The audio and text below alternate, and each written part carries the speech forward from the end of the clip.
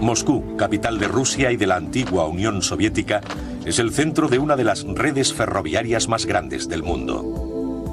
Cuenta con 9 estaciones que mueven 1 millón de pasajeros al día desde y hacia Europa y Asia. En este vasto país, el tren es el medio de transporte más utilizado.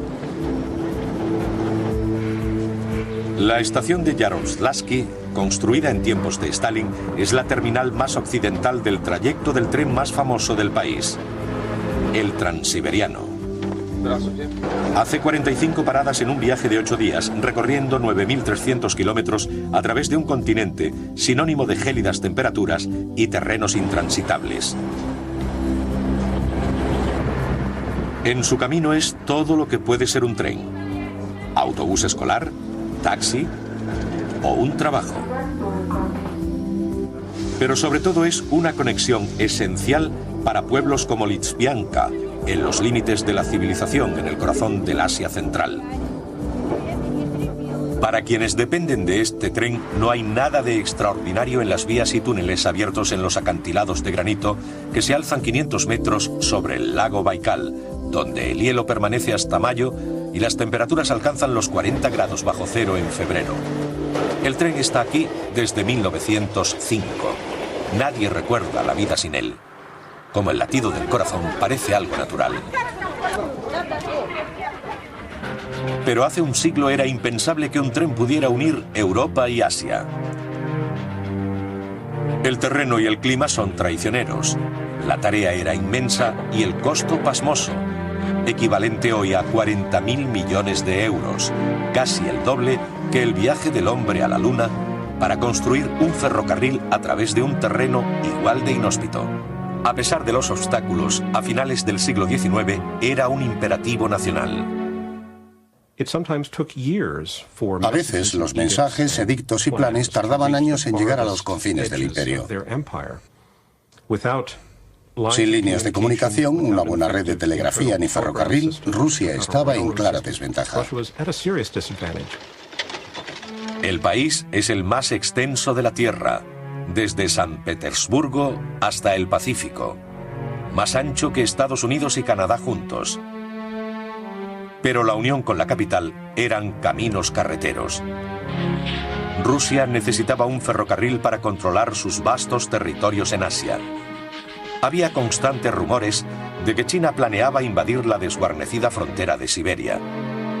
La armada japonesa amenazaba la costa rusa. Aún más preocupantes eran los revolucionarios siberianos por sus intenciones separatistas. En el reinado de Alejandro III, Rusia iba a la deriva en medio de la crisis. El zar Alejandro III subió al poder tras el asesinato de su padre en 1881. Dedicó todo su reinado a la idea de Rusia para los rusos, a establecer un firme control gubernamental sobre un país que parecía descomponerse. El ferrocarril sería la respuesta a todo ello. Serviría como defensa militar, pero también para encauzar la política interna. Alejandro III estaba decidido a construir un ferrocarril para el movimiento de tropas desde y hacia el interior, pero también pretendía usarlo para colonizar Siberia. Rusia civilizaría el este como el ferrocarril transcontinental norteamericano lo había hecho con el oeste. No había nada excepto fuertes y puestos comerciales diseminados. Allí vivía poca gente, salvo convictos en el exilio y tribus en la Edad de Piedra. El zar quería el mismo éxito que el transcontinental norteamericano, pero no contaba con recursos económicos. Una de las principales desventajas a las que se enfrentaba Rusia era la falta absoluta de tradición empresarial. No era un desafío tecnológico. No tenían que inventar nada nuevo. Era un reto de financiación y organización. Rusia era una sociedad feudal. Su experiencia en la construcción de ferrocarriles se limitaba a unos cuantos cientos de kilómetros de vías con trenes anticuados. Una cosa es proyectar un ferrocarril de 1.000 o 1.500 kilómetros y otra, muy distinta, una línea que requeriría cantidades inimaginables de madera, cientos de puentes, miles de kilómetros de vías y millones de toneladas de hierro para clavos y pernos. La circulación diaria a lo largo de 9.000 kilómetros requeriría miles de vagones, cientos de locomotoras y formar a una plantilla en un país que contaba con pocos especialistas. El Transiberiano es el ferrocarril más largo e intrincado del mundo. Tenía que cruzar 3 de los ríos más grandes de la Tierra, la mayor zona boscosa y el lago más extenso en el peor clima del planeta. Gran parte de la línea se construyó en permafrost, suelo que se encuentra permanentemente helado, en el que pueden abrirse cráteres. También tuvieron que excavar túneles a través de una cadena montañosa y tender innumerables puentes sobre barrancos y ríos.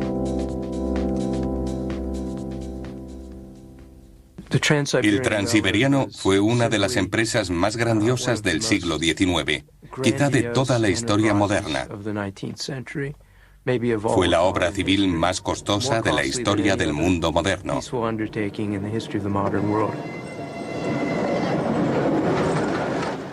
Alejandro confió al Comité de Comunicaciones su planificación. Pero este no lo vio claro y aconsejó al zar no hacerlo. No creían que el gobierno pudiera permitirse construir ese ferrocarril, y tenían razón. En Siberia no había mano de obra suficiente, tampoco disponían de fundiciones de acero ni contaban con suministro de carbón. Pero el zar estaba decidido a tener un ferrocarril. Cuando el comité le aconsejó no hacerlo, lo disolvió y encargó la tarea a Sergei Vite, constructor de la línea de 900 kilómetros a Odessa.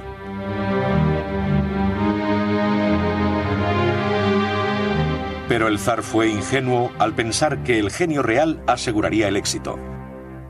Un ferrocarril es mucho más que trenes y vías. No es algo que el zar pudiera exigir de inmediato, como esas máquinas que se ponen en marcha y no paran nunca. Se trataba de una compleja interacción entre seres humanos, equipos y piezas a lo largo de miles de kilómetros. El ferrocarril más largo del mundo y el mayor proyecto del siglo XIX comenzó envuelto en temor burocrático. Mientras los planificadores buscaban un milagro, el zar alardeaba de que sería la vía de Rusia hacia el poder, el comienzo de una nueva era de paz y prosperidad. Lo cierto es que provocaría una guerra y estaría a punto de hundir económicamente al país. El siglo terminaba y muchos se preguntaban si el ferrocarril merecía ese enorme gasto, casi 2/3 del presupuesto del Estado, o si eran los últimos coletazos de una dinastía en declive. La medianoche en Moscú marca el inicio del viaje del Transiberiano. Un billete de primera clase cuesta 1.000 euros para un viaje de 8 días hasta Vladivostok, pero muchos viajan y duermen en literas por menos de 500 euros. Al amanecer, el tren llega al Volga y cruza el río más largo de Europa. En la otra orilla está Yaroslav y su catedral de 900 años de antigüedad. Desde aquí continúa con destino a Siberia y más allá. Trenes y estaciones como estas fueron objetivo prioritario de la aviación alemana, que intentaba cortar las líneas de abastecimiento rusas en la Segunda Guerra Mundial. Pero Yaroslav y el Transiberiano se salvaron porque estaban fuera de su alcance. En la guerra, las distancias protegieron al tren, pero a la hora de construirlo casi lo destruyen. Su remota localización y longitud dispararon tanto los costes que el proyecto casi descarrila antes de empezar. Los rusos querían hacer lo mejor. Pero cuando los precios empezaron a dispararse con aquella línea 3 veces más larga que ningún ferrocarril transcontinental, se hizo evidente que se quedarían sin dinero a la mitad del camino. En San Petersburgo el comité lidiaba con el asunto más difícil: el dinero. Sergei Vite, el encargado del proyecto, debía encontrar un modo de construir el ferrocarril más largo del mundo. No tenía otra alternativa que reducir los costes de material y mano de obra y no cumplir con las fechas de entrega del proyecto. Los mejores ferrocarriles usaban una doble vía de raíles de acero que pesaban 40 kilos por metro. Él tendría que construir una vía simple con raíles de hierro que solo pesaban 22 kilos. Ello reducía los costes en un 75%. Se usaría madera y no piedra ni acero en todo el recorrido, menos en el cruce del río Masancho. Habría que trabajar a mano. No había dinero para dinamita ni máquinas, tampoco para costosos estudios. La orden real era solo: hágase. El gobierno estaba desesperado. La política era hacerlo de la forma más rápida posible y al menor coste. Lo que se hiciera estaba bien hecho. En marzo de 1891, las campanas anunciaban el 10º aniversario de la ascensión de Alejandro al trono. También fue el día fijado por el zar para el comienzo de la construcción del ferrocarril, estuviese listo o no. Su heredero, Nicolás, llegaba a Vladivostok para poner la primera piedra y asistir a una celebración en honor a los ingenieros del proyecto. El ferrocarril comenzaba su andadura entre música y champán. En la capital, Witte trazaba el plan director para acabarlo en 10 años, como había ordenado el zar. Con una temporada anual de trabajo limitada a 4 meses por los gélidos inviernos, Witte disponía de 40 meses para construir los 9.300 kilómetros de vías a razón de 240 al día. Era imposible, así que tomó prestada una idea del ferrocarril transcontinental de Canadá, que se construyó simultáneamente por tramos. Witte dividió el transiberiano en 6 partes para hacerlas todas a la vez. Si todo salía según el plan, se lograría con 40 kilómetros de vías al mes por tramo. Para acelerar aún más el proyecto, planeó la construcción de los puentes y túneles en invierno. Así los obreros no tendrían que trabajar la tierra helada. El primer tramo sería la línea Ussuri, que uniría Javarovsk con Vladivostok en la costa pacífica.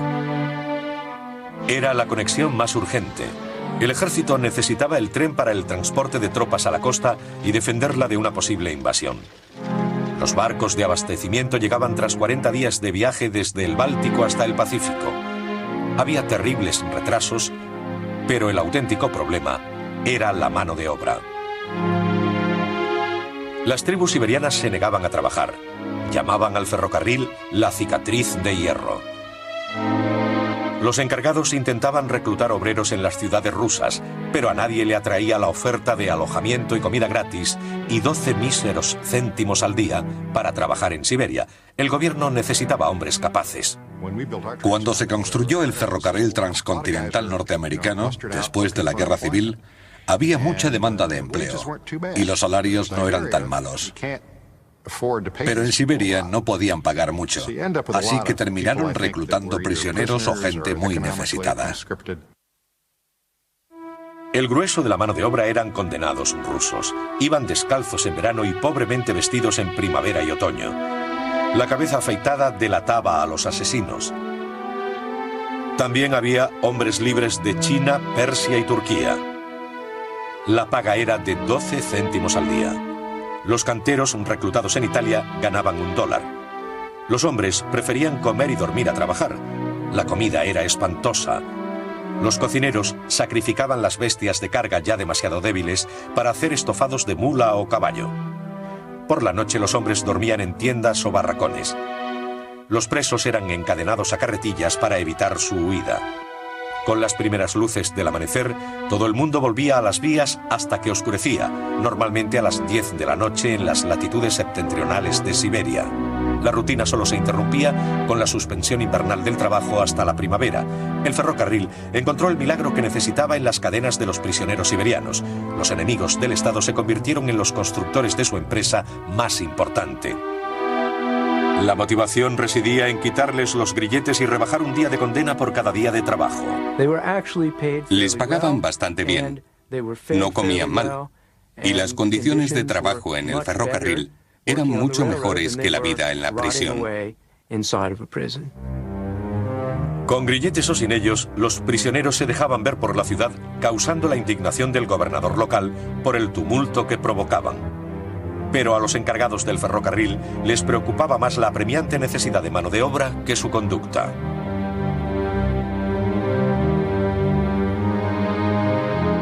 Los soldados imperiales recibieron órdenes de incorporarse a los trabajos, pero se negaron a hacerlo junto a criminales y fueron a la huelga. Finalmente, el gobierno invitó a 15.000 coolies de China. La variopinta mano de obra reclutada por el gobierno siguió adelante. La construcción iba a toda velocidad, pero a finales de primavera se vio completamente trastocada. Los estudios iniciales no revelaron un detalle crítico. Los ríos alimentados por el deshielo de toneladas de hielo y nieve del invierno se habían desbordado alcanzando 25 kilómetros de anchura. En muchos casos, los ingenieros asignados al estudio de los 9.300 kilómetros, que a menudo discurrían por terreno inexplorado, no habían tenido tiempo de reconocer cada recta y cada curva. Así, los estudios eran líneas imaginarias trazadas en un mapa sin que un ingeniero hubiera pisado ese bosque o ese accidente geográfico concreto. Cuando llegaba el momento de tender las vías, se encontraban con ríos o colinas que los peritos habían pasado por alto, porque no habían estado allí. Se trabajó con ahínco en los primeros 700 kilómetros. Pero había más obstáculos. Las inundaciones se convirtieron en pantanos que propagaban enfermedades. El carbunco siberiano diezmó las bestias de carga. Los mosquitos transmitieron fiebres que incapacitaron a cientos de hombres. Pero lo peor era un insecto apenas perceptible al ojo humano. Solo los simúlidos siberianos son suficientes para volver loco a la mayoría de los seres humanos. Son gordos, implacables, se meten entre la ropa. Son una mezcla de pulgas sanguinarias y repugnantes mosquitos. Había millones. Los obreros del Transiberiano tenían que envolverse en mosquiteras. A pesar de los obstáculos, el plan de Witte seguía su curso, pero el auténtico problema era el dinero. A pesar de la reducción de los costes, el proyecto necesitaba más. Para lograr más fondos, ocultó las noticias sobre los problemas y retrasos. El Transiberiano fue respaldado por una gran campaña de propaganda en las exposiciones universales de la época, especialmente para que los franceses y otros inversores extranjeros vieran que el país estaba volviendo a la vida. Los inversores recibieron la propaganda gubernamental sobre las ventajas económicas de un tren que uniera Europa y Asia. Les mostraron los opulentos interiores de los vagones y les dijeron que los más ricos cogerían ese tren para cruzar Asia.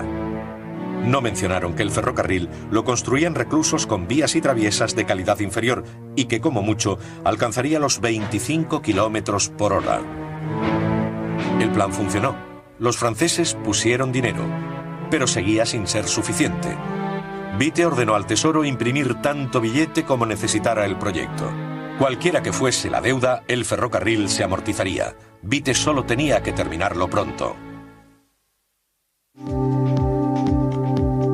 5 días después de salir de Moscú, el Transiberiano alcanza la orilla occidental del río Angara y la ciudad de Irkutsk, a 4.500 kilómetros. Es la mitad del camino y la ciudad más grande de Siberia. Irkutsk es la encrucijada de Asia Central para los pasajeros con destino a Mongolia y China. La llegada del Transiberiano hace un siglo convirtió a la ciudad en un centro comercial. Aún siguen en pie las casas de los ricos mercaderes y las iglesias que construían en donación. Cerca de la estación está el monumento de la ciudad a la Segunda Guerra Mundial. Es un lugar muy adecuado. Con la invasión nazi, el Transiberiano fue decisivo para el traslado de tropas al frente. En tiempos de paz, es una bestia de carga. Transporta carbón, petróleo y gas de Asia a Occidente. Las vías están construidas para soportar el peso de 100 vagones a plena carga y alcanzan velocidades máximas de 110 kilómetros por hora. La velocidad y potencia del Transiberiano del siglo XXI fue el sueño del comité que lo inició en 1891.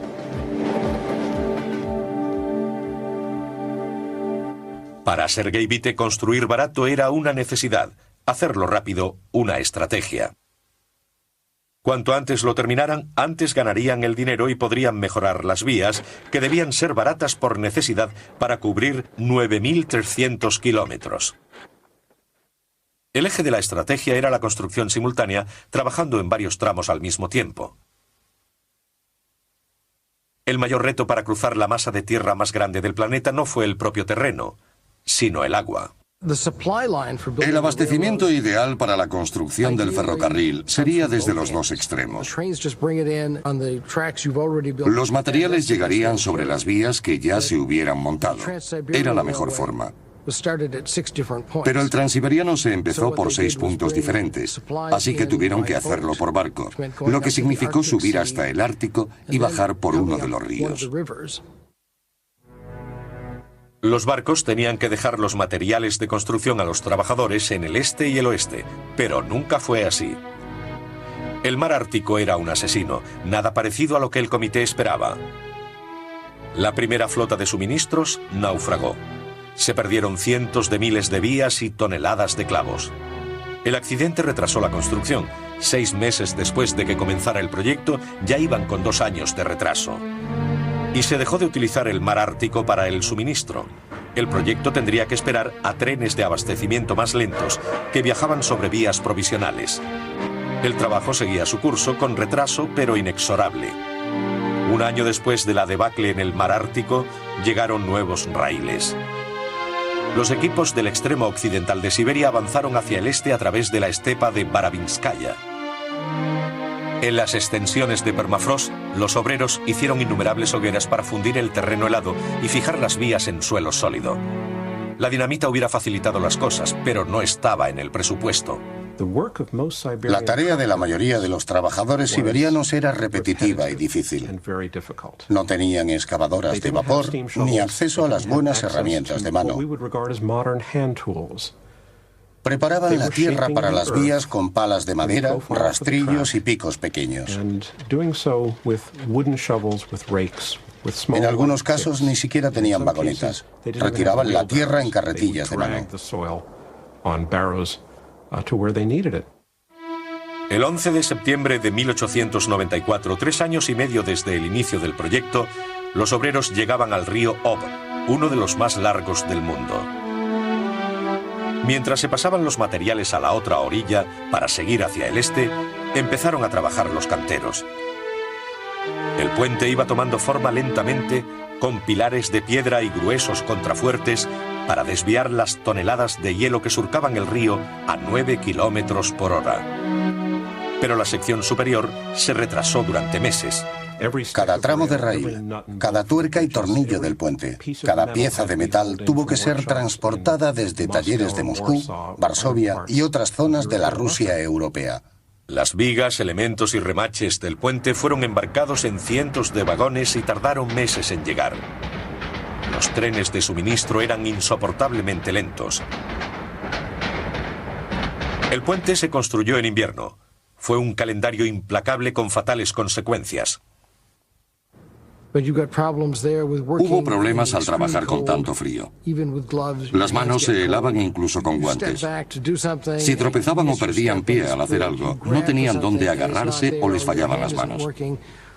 Si caían al río no se oía un chapuzón, sino un golpe sordo. Los rusos aceptaban estoicamente la pérdida de 10 hombres por cada cruce del río y seguían adelante. Acabado el puente llegó lo más peligroso: probarlo. Los ingenieros llevaron 4 locomotoras con 4 vagones cargados hasta la mitad del puente. A menos que éste cediera, permanecerían allí durante 2 horas mientras se medía la flexión de la estructura. Después se movían atrás y adelante lentamente al principio para después acelerar a 25 kilómetros por hora. El puente sobre el río Ob aguantó. La construcción en Siberia no fue lo que se dice rápida. Las grandes distancias y el mar habían paralizado las líneas de suministro. Y tenía innumerables deficiencias por culpa del presupuesto. Normalmente se usaban 2.000 traviesas por kilómetro, pero en el Transiberiano emplearon 1.500 para ahorrar. Añadiendo a eso los raíles de hierro ligero, el resultado fue un desastre. Si se construye un ferrocarril ligero, se necesitan muchas traviesas para soportarlo. Los raíles deben descansar sobre los apoyos. El motor pesa, el hierro se contrae y dilata. Y Siberia tiene un clima extremo. Hay un punto de temperatura en el que el material se vuelve quebradizo. Por eso los raíles saltaron en pedazos. Las roturas se parchearon y se reanudó el trabajo. Para Witte, un mal tren era mejor que ninguno. Pero en octubre ocurrió la tragedia. Alejandro III, el hombre que había cesado al comité por aconsejarle no construir el Transiberiano, moría en un descarrilamiento. Sergei Witte se convirtió en el chivo expiatorio y sus enemigos le obligaron a dimitir. El tren había perdido a sus dos grandes paladines. Tendría que ser Nicolás el que completara la visión de su padre. El verano en Siberia es un regalo de luz y calor. En Irkutsk, sus habitantes pasan las largas noches junto al río Angara, conscientes de que son los mejores días del año. Dentro de 6 meses, las temperaturas bajarán a 20 grados bajo cero y el sol se pondrá a las 3 de la tarde. Pero el invierno es la estación que define a Siberia. Para que el tren fuera una realidad tenía que vencer las condiciones climatológicas y el tamaño del continente. En el otoño de 1898 faltaba menos de la mitad. El Transiberiano llegaba a Irkutsk en septiembre de 1898. 7 años después de que comenzara el proyecto, la ciudad más grande de Siberia quedaba unida a la capital. La distancia de 4.500 kilómetros ya era mayor que la del ferrocarril transcontinental norteamericano, pero seguía siendo la mitad del camino a través de Siberia. En San Petersburgo, el zar Nicolás honraba a su difunto padre con el título de augusto fundador del gran ferrocarril siberiano y erigía una estatua en su memoria. El avance era un gran logro, no porque se hubieran inventado nuevas tecnologías o se hubiera resuelto un espinoso problema de construcción. La heroica distinción del Transiberiano era que un país pobre lograra construir un ferrocarril que cruzara Siberia, aunque ciertamente por debajo del nivel tecnológico de la época. Estaban construyendo un ferrocarril a mano cruzando la Siberia subártica, al mismo tiempo que los hermanos Wright soñaban con volar, y a la vez que el ferrocarril de Nueva York superaba los 150 kilómetros por hora. Los rusos aspiraban a tener uno que alcanzara los 25 o 30 kilómetros por hora, que tardaría varias semanas en cruzar el continente. Lejos de la celebración real, los auténticos héroes, los hombres que tendían las vías, continuaban trabajando invisibles para el resto del país. Avanzaban día a día superando los obstáculos que se encontraban en el camino. Eso incluía un bosque tan grande como Estados Unidos. Abedules, pinos y abetos tan espesos que apenas dejaban pasar la luz del sol. Cuando los rayos finalmente tocaban el helado suelo, lo derretían, convirtiéndolo en un pantanal. Los hombres no tenían más opción que trabajar con el barro hasta la rodilla mientras se abrían canales de drenaje. El trabajo era lento pero inexorable. En 1900, la línea estaba prácticamente terminada, excepto la conexión final de unos 300 kilómetros. El último tramo, que uniría los dos extremos, estaba en el lago Baikal, la masa de agua dulce más grande del mundo. Mide más de 600 kilómetros de largo y 85 de ancho. Con sus 1.600 metros, es el lago más profundo del planeta. Acantilados y montañas bordean la costa meridional y oriental como los colmillos de un tiburón. Esa geografía fue la pesadilla de los trabajadores. La mayoría de los 9.300 kilómetros del recorrido cruzaba grandes planicies como las del medio oeste norteamericano o bosques y pantanos, pero cada kilómetro de este tramo fue una proeza. Los obreros tendrían que tallar un saliente rocoso lo bastante ancho para las vías y hacer túneles a través de una cadena montañosa.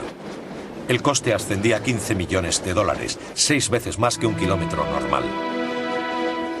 La decisión del comité fue unánime. Tenía que haber una manera más fácil. Decidieron evitar la ruta a través de las montañas y construir un ferry para cruzar las aguas del lago Baikal. Copiaron la idea de los norteamericanos. Era algo normal. Se usó mucho en Estados Unidos, incluso hasta los años 70, para que los trenes cruzaran el lago Michigan y evitaran la congestión de Chicago. En el Baikal propusieron el ferry, porque sería más rápido que construir la línea a lo largo del borde meridional del lago. La embarcación que cruzaría el lago se llamaría Baikal. Fue diseñada y construida en Inglaterra con 90 metros de eslora y 17 de manga. Tenía dos motores, un casco de acero de 2,5 centímetros reforzado con un forro interior de madera de 60 centímetros y una hélice en proa capaz de cortar hielo de 1 metro de grosor. Fue uno de los ferries de tren más grandes del mundo. Podía transportar 1.200 pasajeros, 28 vagones cargados y 12 locomotoras a una velocidad de 13 nudos, unos 24 kilómetros por hora. 3 hileras de vías descansaban sobre la quilla del barco para que el tren pudiera bajar y subir del ferry. Fue una de las grandes innovaciones del Transiberiano. También se construyó un rompehielos y ferry de pasajeros más pequeño, el Angara. Su misión era ir delante del Baikal abriéndole paso. El ferry se terminó en 12 meses, pero el único modo de llevarlo hasta Siberia, al lago Baikal, era desmontarlo, embalarlo y transportarlo en barco y luego en tren para reensamblarlo de nuevo en su puerto de Lizbianka. Llegar a un puerto sin salida al mar en Asia Central resultó ser más difícil que la construcción. El Baikal se retrasó 2 años cuando su tren de suministro tuvo que esperar a que se construyera un puente. En el interminable retraso se perdieron varias piezas. Después se descubrió que algunas de ellas eran demasiado grandes para caber en el tren y habría que rehacerlas, provocando otro retraso adicional. Tenía 15 calderas. La razón de que fueran tantas es que una grande no hubiera cabido en ningún tren para llevarla hasta Irkutsk, donde se estaba ensamblando el ferry. Pasaron 3 años más hasta que el barco estuvo ensamblado y en funcionamiento. Pero la pérdida de tiempo fue un inconveniente menor en comparación con lo que le esperaba. Quizá una de las mayores sorpresas fue el propio lago Baikal. Incluso los rusos subestimaron el invierno en esta zona de Siberia. El lago parecía tener vida propia. Tenía su propio clima, su propio carácter, sus peligros y su belleza. En cualquier momento podía desatarse una tormenta lo bastante violenta como para hacer volcar aquel inmenso ferry, un enorme barco de hierro que podría surcar sin problemas cualquier océano del mundo sin detenerse ante nada. Después de 1 año en el lago, el Baikal demostró su ineficacia. Fue una total pérdida de tiempo y dinero.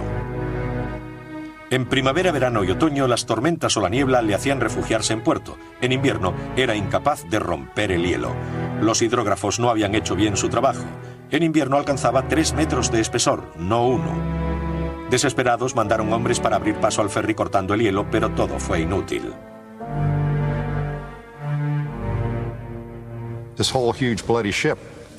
El enorme barco resbalaba sobre el hielo y no lograba partirlo. El pasaje y la carga se acumulaban en la otra orilla y no podían cruzar el lago. Había sido una idea desastrosa. El tren de Moscú a Vladivostok no podía funcionar. El lago Baikal tuvo la última palabra. Los ferries fueron abandonados al año siguiente, un triste recuerdo del poder de Siberia sobre el hombre y las máquinas. Al comité del ferrocarril no le quedaba otra alternativa que construir una vía de 260 kilómetros a través de las montañas y acantilados sobre el lago. Se enfrentaban al tramo más difícil jamás construido. Requería 38 túneles a través de granito puro. El único alivio era saber que el Transiberiano estaba casi terminado.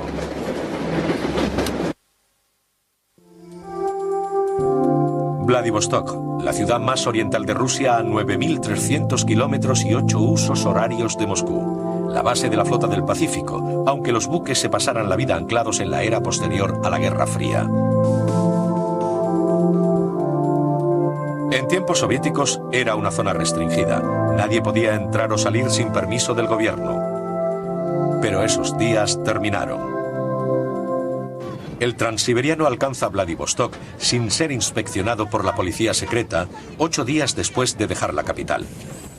Llega a la estación donde un joven príncipe Nicolás inauguraba el proyecto en 1891 con gran esperanza y boato.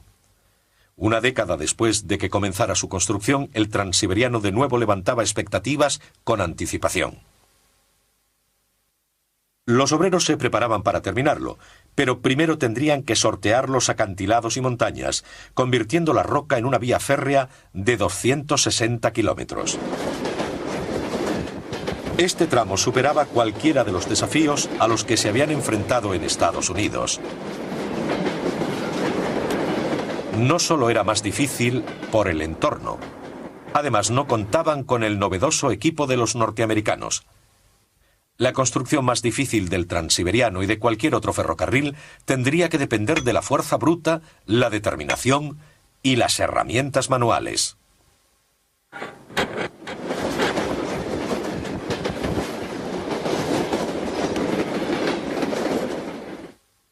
En el centro de Siberia.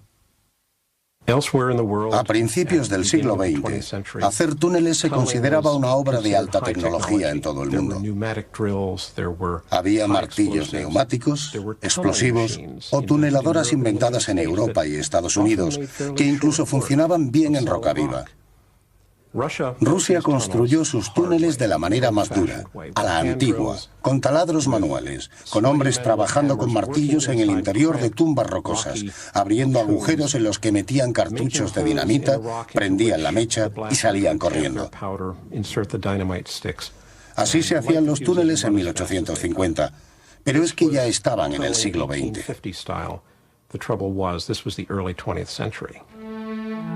A pesar de la dureza de la construcción del paso del lago Baikal, el ferrocarril avanzaba lentamente hacia su terminación. Calculaban que acabarían en la primavera de 1904, 14 años después de comenzar en Vladivostok. En San Petersburgo, el zar Nicolás II esperaba ansiosamente la finalización con el orgullo y emoción de un padre. A punto de completarse, preparó una celebración, alardeando ante el mundo de que el ferrocarril había domado a Asia con hierro y acero. También lo alabó afirmando que era una herramienta del imperio y que marcaría una nueva era de progreso militar ruso en el lejano oriente. Debería haberse callado. Su desmedido discurso y falta de tacto provocaron un trágico desastre. El 8 de febrero de 1904, Japón lanzaba un ataque sobre la costa rusa del Pacífico para destruir el Transiberiano y romper el enlace de San Petersburgo con Oriente. Los japoneses atacaron deliberadamente en lo más crudo del invierno, cuando el tren era más vulnerable. Pero para horror de Rusia y del zar, no lo era solo en sus 9.300 kilómetros. Era una trampa mortal. Las vías se rompieron, incapaces de soportar el peso de los vagones sobrecargados de armas y soldados. Al Transiberiano se le apodó desde el principio el ferrocarril de tercera de primera. De tercera significaba que se había hecho con materiales muy baratos. Con ese presupuesto tuvieron que usar los malos en vez de robustos y macizos. Madera verde para las traviesas, hierro ligero para los raíles. Al poco tiempo empezaron a llegar los descarrilamientos y los desastres. Se producía uno cada pocas semanas. La política de construcción rápida y barata resultó un desastre para las exigencias de la guerra. Lo hicieron de una sola vía para ahorrar dinero, pero durante la guerra no pudieron enviar tropas a China y al mismo tiempo retirar a los soldados heridos. Las líneas estaban colapsadas. A los 10 años de la construcción comenzaron a rehacer todo el ferrocarril. La guerra terminó un año después con la derrota del zar y del ferrocarril. Se culpó al Transiberiano de la ignominiosa derrota de Rusia y comenzó un doloroso proceso de reconstrucción. Finalmente, en 1916, quedó terminado. Rusia tenía su deseado ferrocarril, pero no hubo celebraciones. La construcción de esa línea sería como la guerra de los 30 años. Un gran sueño con muchas esperanzas imperiales puestas en él. Pero al final se convirtió en el enlace de un país cuya geografía era tan vasta que cuando llegaron al final, una década después, todo el mundo estaba agotado. El ferrocarril y la guerra mermaron las arcas del tesoro. No había capital para financiar programas sociales, empeorando aún más la situación de Rusia. También impidió que el gobierno modernizara el ejército. Cuando estalló la Primera Guerra Mundial, Rusia no estaba preparada y sufrió enormes bajas. Los problemas en el frente y los problemas internos provocaron una crisis insuperable y finalmente la Revolución Rusa.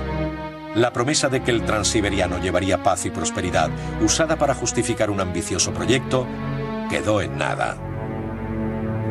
Existía la utópica visión de que el ferrocarril iba a solucionar los problemas de Rusia, que convertiría al país en el centro del comercio mundial. Pero no fue así.